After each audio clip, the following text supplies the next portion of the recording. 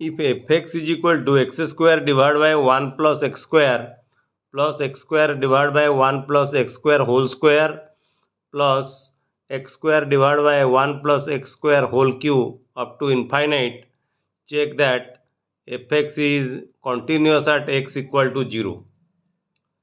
So to check the continuity of a function in terms of limit, we have to see that the function fx has to be defined at x equal to c, and secondly, limit of fx as x approaches to c is equal to fc.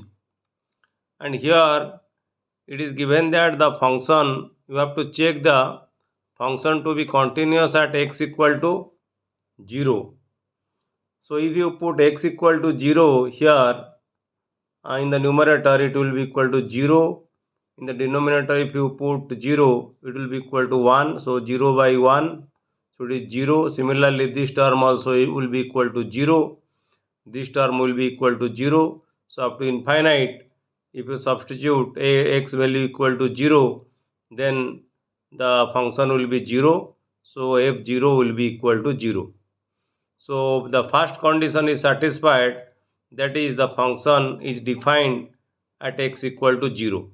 This condition is satisfied. Now you check the second condition, that is the limit of the function fx as x approaches to 0 is equal to f0. That means this must be equal to 0.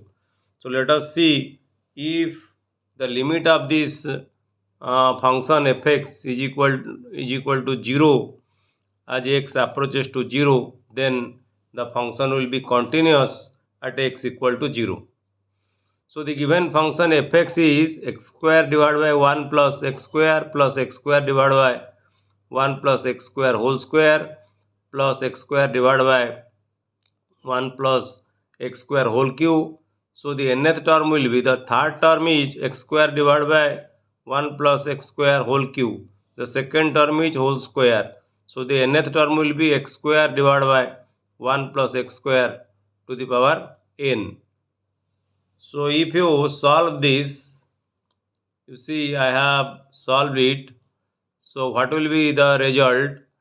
What I have done, you you make x square by 1 plus x square in this form. You write x square divided by 1 plus x square in this form. That is 1 minus 1 divided by 1 plus x square. If you subtract this term from 1, then this will be x square divided by 1 plus x square. Because in the denominator you have 1 plus x square. In the numerator you have 1 plus x square minus 1. 1 cancels. So in the numerator you have x square, and in the denominator 1 plus x square. So I have written x square divided by 1 plus x square is equal to 1 minus 1 divided by 1 plus x square. Similarly, you write this term, that is x square divided by 1 plus x square whole square is equal to 1 divided by 1 plus x square minus 1 divided by 1 plus x square whole square.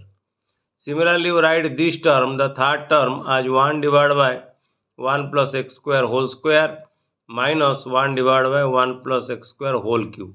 So what will, if you write the terms like this, then what will be the n plus 1 term? The n plus 1 term will be equal to 1 divided by 1 plus x square whole to the power n minus 1 divided by 1 plus x square whole to the power n plus 1. So if you write in this form, then you see these terms, that is 1 by 1 plus x square, this is minus plus 1 by 1 plus x square, they will cancel. Similarly, minus 1 by 1 plus x square whole square plus 1 by 1 plus x square whole square, they will cancel. So all the terms in between 1 and 1 by x square whole to the power n plus 1, they will cancel. So the result will be equal to 1 minus 1 divided by 1 plus x square whole to the power n plus 1. So now if you take the limit of this given function, that means the function as we have deduced or simplified, that will be equal to 1 minus 1 divided by 1 plus x square whole to the power n plus 1. And here the value of x approaches to 0 and the value of n approaches to infinite. So limit of fx as x approaches to 0 and n approaches to infinite, it will be equal to how much? You see, when x approaches to 0, if you put x equal to 0 here, then in the denominator you have 1 to the power infinite, because n value is equal to infinite. So 1 to the power infinite, that will be equal to 1, and 1 divided by 1, so that is also will be equal to 1. 1 minus 1, that will be equal to 0.